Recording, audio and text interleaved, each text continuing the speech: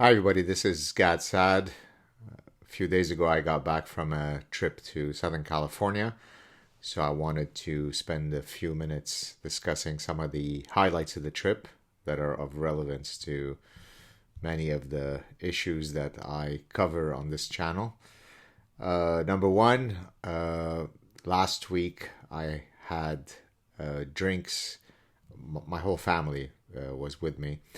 We had drinks with Drew Pinsky, Dr. Drew, and his lovely wife. What a lovely couple. You know, you sometimes meet people for the first time, although Drew and I have been on each other's show and we've communicated in the past. This was the first time that we were meeting in person. And just such a down to earth, humble, lovely guy. Definitely consider him a new, very good friend. I hope to be able to spend a lot more time with him in the future. So that was the first story. Second story, so we spent a few days in Newport Beach. Then we made our way up north to the glorious dystopian city known as Los Angeles.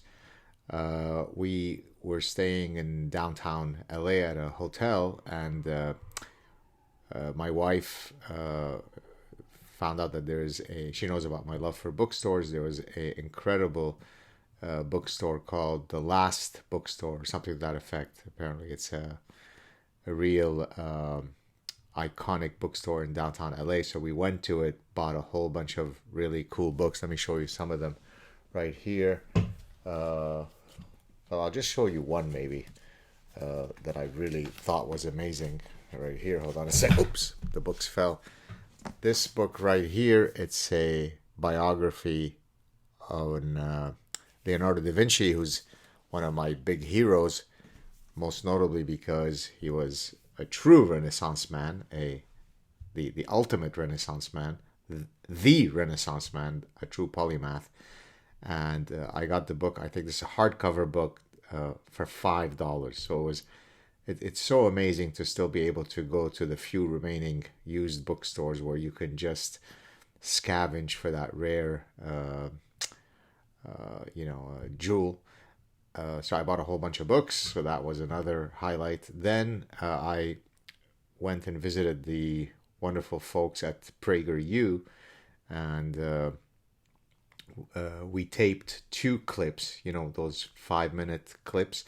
We taped two clips stemming from my forthcoming book, The Sad Truth About Happiness, 8 Secrets for Leading the Good Life. So I hope that please head off now at the end of this clip and pre-order your copy. It really is very important for a lot of people who are planning on buying the book to pre-order it, because then when the first week sales come in, if many people have already pre-ordered the book can get on the bestsellers list, and then that creates a domino effect. So please consider pre-ordering your book ASAP. And I think if you pre-order it, in many cases, you get a better deal, better price. So please do so. So it was really, really fun. It's very professional, very sort of high production quality. There's a director of photography and a director, and the makeup people, and actually my daughter came with me, and she really enjoyed seeing the process. It was a process that took about maybe 4.5, 5 hours for the entire, taping of the two clips. And then a couple of days later, I was invited for the 10-year anniversary of CSER, which is an acronym for Center for Economic and Social Research. It's a center at USC. Now, the people who invited me, the executive director of the center and some of the other key people of the center, were absolutely lovely. Not only in my interaction with them prior to attending the event. The event basically was about the Enlightenment, and so I was talking about the deontological pursuit of truth, and the danger, the slippery slope of having forbidden knowledge, right? Don't do this kind of research because you shouldn't because of X, Y, Z. And as many of you know, I often draw a distinction between deontological ethics and consequentialist ethics. And so I gave an invited lecture on this topic. And so I wanted to talk for a few minutes about what transpired. So first, being someone who's been a professor for almost 30 years, it doesn't take me long to read the the temperature in a room, and as I'm you know making a joke, or making some sharing some uh, shocking data, I can tell how people are either receptive or not to what I'm saying. If I make a joke and it lands on very few ears, then I know that the audience is likely not predisposed to my message. So already as I was giving my talk, I noticed that there was a chilled reception from the great majority of the audience members. But then when it was opened up to the Q&A, actually before the Q&A, there were two discussants that spoke. I didn't know who those two discussants were. One was, quite reasonable.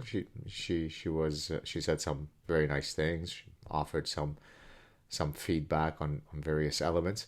The second discussant, whom I didn't know, it turns out somebody told me that I found out what that person's Twitter handle was, and that person turned out to be someone that I had blocked a long time ago. So apparently, it was someone that you know had probably done something or said something in the past that warranted me, blocking them.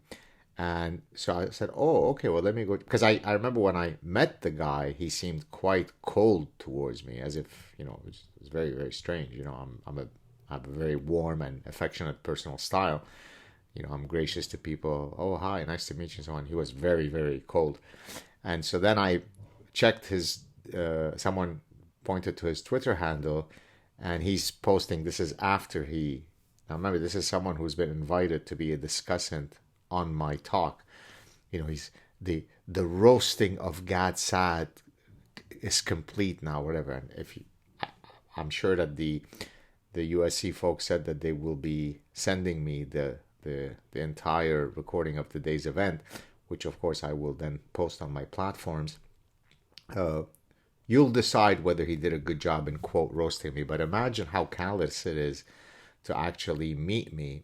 I didn't know who the guy was. I didn't even know it was someone that I had blocked. Uh, a young guy, some kind of graduate philosophy student, and he wasn't happy with my definition of post, or my critique of postmodernism. For him to be uh, behind my back posting things that are derogatory about Gad Saad, that's not exactly very professional. But okay, fine, whatever. So then when the Q&A started, the first guy who spoke is a well-known psychologist by the name of Norbert Schwartz. He comes up to the mic and he's seething. I mean, his voice is quivering with anger, with nervousness, and he's like, "You are engaging in sleight of hands. You are engaging in sleight of hand. You are beguiling us." And he just goes into this kind of unhinged rant, which I didn't understand what he was saying. And then he basically says that, something to the effect of, but I'm not criticizing people on the right. Why aren't I saying that Donald Trump is a racist bigot? Which of course my talk had nothing to do with the right or the left. The only time that I mentioned Donald Trump was when I was talking about faulty consequentialism, and I gave specific examples from so-called public intellectuals who said things like, it's okay to have suppressed Donald Trump's, or kicked Donald Trump off of Twitter because his speech was too dangerous. So I was giving actual examples of faulty consequentialism. The talk had nothing to do with Donald Trump. It had nothing to do with, right or left and so on. But the level of, he can't breathe. He's so nervous. He's so upset. He's so triggered by me. Just was incredible. And then there were 4 or 5 other people, all of whom were, quite hostile. Now, hostile doesn't mean that they were, insulting me and throwing tomatoes at me, but you could sense that, how hostile they were. So much so that my family, my children, my daughter came up and said, "Oh my God, what's going on?" My family was amazed that I could stay so calm. And I stayed completely calm and collected throughout the whole barrage. And even many of the organizers came up to me to say, and several audience members who were fans of my work said, "Boy, hats off to you for staying so calm." Another person, young person, got up and was very, very upset that I would engage in such corrosive and problematic speech, like saying that, men don't bear children and that men don't menstruate. And so I asked her very politely, I said, okay, so you think that if I'm teaching about natural and sexual selection, I'm talking about, all of the Darwinian things that I would be typically talking about in an evolutionary psychology course, I would be on tenuous truth grounds if I were to say that women bear children. And then, of course, there she's equivocating. But again, it's not as though the audience members laughed her out of the room. They were on board. The language that I was engaging in when I was talking about, I can walk and chew gum at the same time. I can support the rights of all people to live free of bigotry, including trans people. Trans people are not uniquely special. Everybody deserves the right to live free of bigotry. That doesn't mean that we murder and rape truth in the pursuit of that goal. Anyways, my talk will be up, and you can judge for yourself if there was anything controversial in it. There's not a syllable is controversial. So she got very upset. And then, another person was upset about my, discussion of social constructivism. Another person later in the round table discussion at the end of the day thought, but what do you mean? It's totally reasonable to have gotten rid of Donald Trump because Donald Trump lies. He lies. He incited violence on a national level.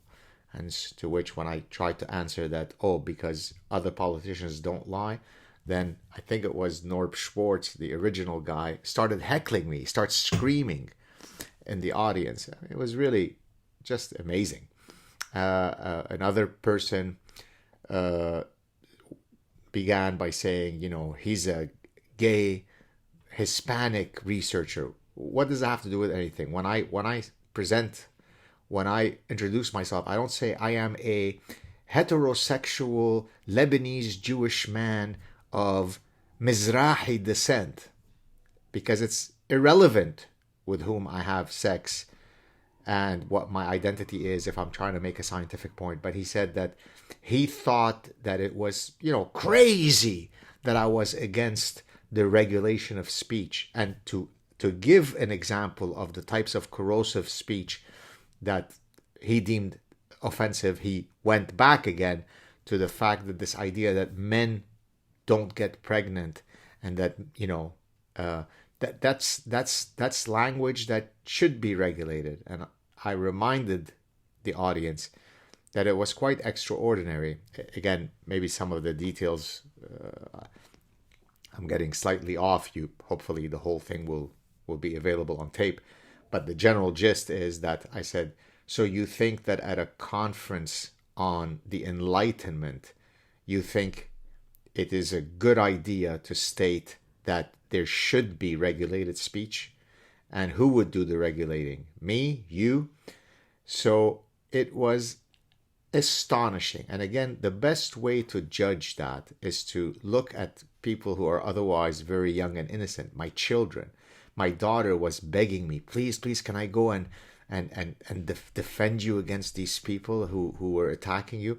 So, when your children are, disturbed by the level of, again, the insults are not, you're ugly, right? It's in the way, it's the hostility, it's the vitriol, it's every single person had a quivering voice. They're so angry. What are you angry about? I'm defending freedom of speech. I'm defending freedom of inquiry. I'm defending individual dignity. I'm defending personal agency. I'm arguing that there is no forbidden knowledge when it comes to science. So one guy, by the way, said, well, all of my colleagues and I, they're very disturbed by me. And he wants to know whether he's going to give me this shocking example of a paper that was published and whether he thought that paper should not have been retracted because it's too dangerous. Hence, it should be forbidden knowledge. So if if I remember his details properly, he was saying that there was some paper in a political science journal, if I'm not mistaken, whereby they found that in neighborhoods where military had engaged in the most brutal shelling, people were less likely to then fight.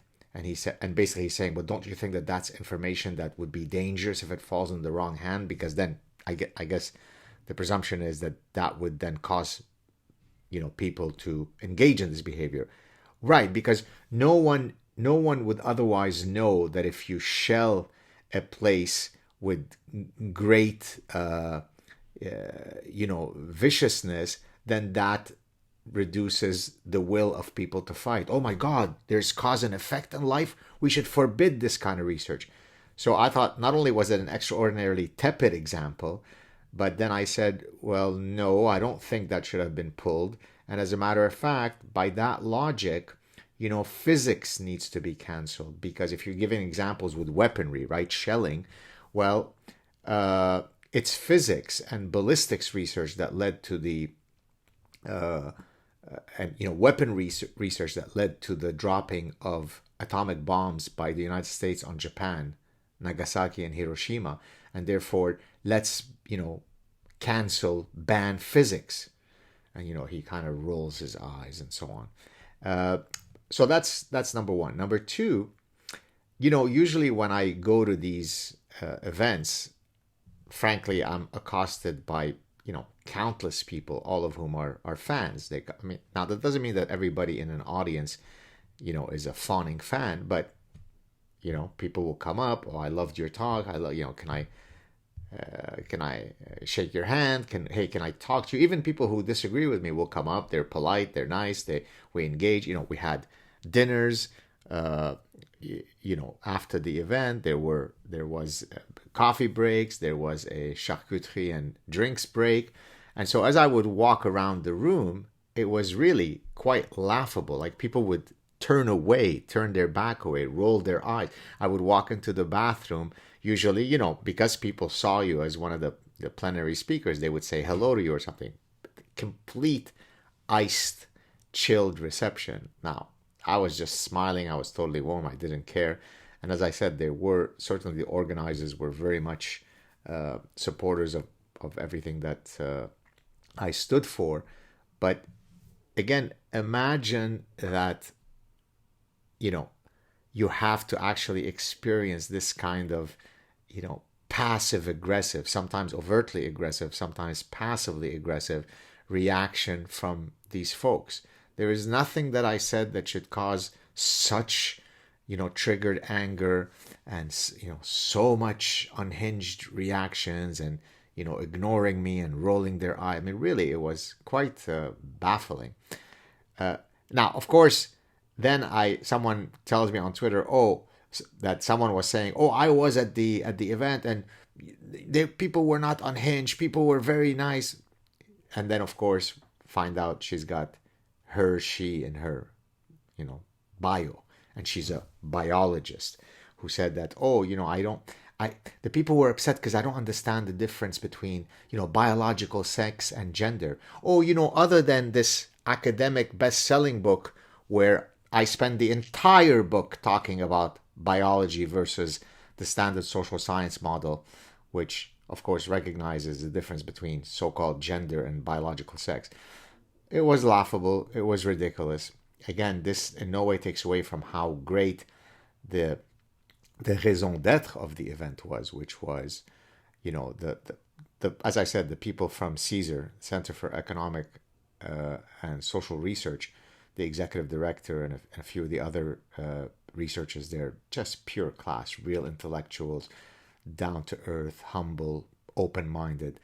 But the general zeitgeist of USC, my God, I even received a private message from a very, very prominent professor, a Stanford professor, who said, I'm paraphrasing, but my God, you've got courage to go to that den and speak on the types of issues that you speak of. Hats off to you for defending freedom and, beauty and truth and so on. So there you have it, folks. The battle is hardly won.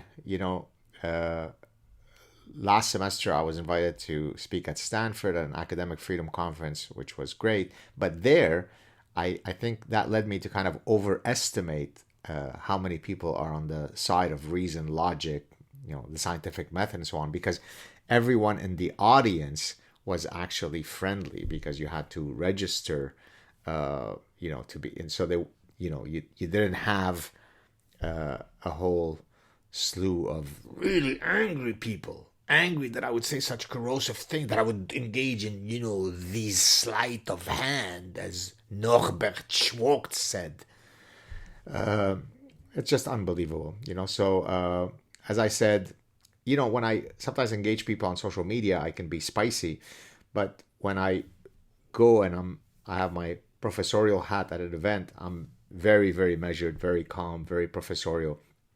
So nothing ever phases me. I stayed calm, I stayed smiley, I stayed polite. And I really can't wait. They promised me, the USC people promised me that they will be sending me the file of the recordings. And then, of course, I've asked them, and they agreed that I can post them on my platforms. So you'll be able to see it for yourselves. And by the way, as I said, my daughter, my family in general, but my daughter was listening to what people were saying about me behind my back. And, she's a child, so she's angry. People are talking garbage about her dad. You could see a real honey badger. She wanted to go, Daddy, can I go and tell them what I think of them and so on? Which, by the way, of course, makes me very proud that I have such a honey badger daughter. But imagine that people are speaking like that about me behind my back in front of my children. Oh, he's full of shit. He's an asshole. He's this, that. One point, someone got very upset because when I was telling the story that I've often told about the graduate student who had come to us for dinner, who was a graduate student of postmodernism, women's study, and cultural anthropology. And I answered, I see. So the holy trinity of bullshit. So, someone got upset that I used the word bullshit. People thought I was like this extremist, this full of shit guy, this, and so on. And my family, of course, was very upset by it. My wife was a bit more measured because she knows about some of the stuff that I'm exposed to. But my children had never seen this kind of, vitriol. I'm so angry. My voice is quivering. You're such an extremist. But hey, look at this. Look. The woke, I rub them off my shoulder. They're insignificant. As the saying goes, lions don't pay attention to the opinions of sheep. But I'm very, very thankful that I was invited to this event. I enjoyed meeting many of the people there. It certainly is a good sign that such an event was held, and apparently the dean of that college at USC is a supporter of many of the points that I was making. So there is hope, people, but there's a lot of work left to be done. There you have it. As I said, once I receive the recording, assuming that they don't somehow find a way to make them disappear, then I will be posting these on this platform. If you enjoy my content, if you'd like to support my work, you know what to do. Thank you all so much. I appreciate all of the wonderful messages that I received from so many people. And I will continue to fight so that your children and mine can grow up in an environment where the faux compassionate don't rule as fascist authoritarians. Take care, everybody. Cheers.